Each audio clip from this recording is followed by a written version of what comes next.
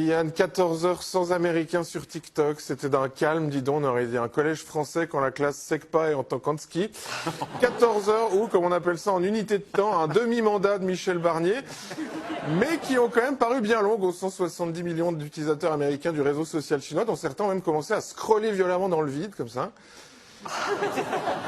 Alors bref, rappel historique, août 2020, Donald Trump signe un décret demandant de bannir TikTok. Avril 2024, la loi est votée à l'immense majorité. Novembre 2024, Trump est réélu notamment grâce à TikTok. Décembre 2024, Trump veut plus bannir TikTok. Qu'à cela ne tienne... c'est parti!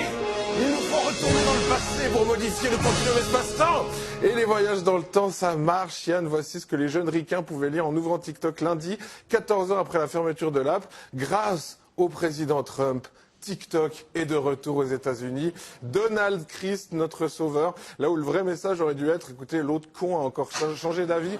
On vous tient au jus la mif. Donald Trump est vendu comme un héros et devient l'idole des jeunes TikTokers. God, and I can't, like, now I'm rooting for Trump? Ew! Ew! Propagande, mode d'emploi, où il y a de la gêne, il n'y a pas de plaisir, pousse ta bite que je pète, tout va bien dans le meilleur des mondes. Tellement bien d'ailleurs que le PDG de TikTok, Shao Shu, était même présent à l'investiture de Trump lundi et n'a pas manqué d'aller le saluer avec sa fameuse phrase d'accroche. Bonjour, je m'appelle Shao Shu. Non. Ah si, Arrête, t'es jaloux. T'es jaloux. Il y a du mou, il y a un prix Goncourt, Yann, merde.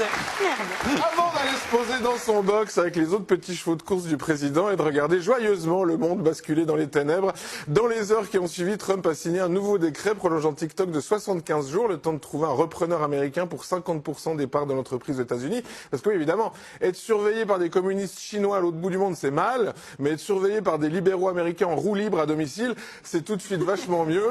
On n'est jamais mieux asservi que par soi-même, Yann.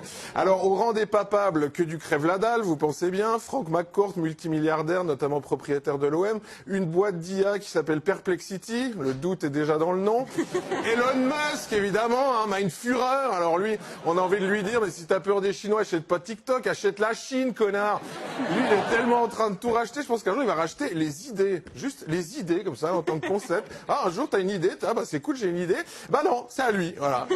Bref, Yann, on vit actuellement dans un monde où la personne la plus saine d'esprit qui s'est manifestée pour reprendre TikTok, c'est le youtubeur MrBeast, qui organise notamment les Squid Game en vrai. Voilà, et j'ai besoin d'en dire plus. Ouais. Qui aurait pensé à 6 ans quand TikTok a explosé que derrière des vidéos de nettoyage de tapis, de coupage de savon, de gens qui lip-sync des chansons de Sean Paul, de pressage hydraulique, de Skittles, de micro-trottoirs avec les plus petits micros du monde et de n'importe quelle autre merde tant qu'il y a cette musique se cacheraient des enjeux majeurs pour la sauvegarde de la démocratie planétaire.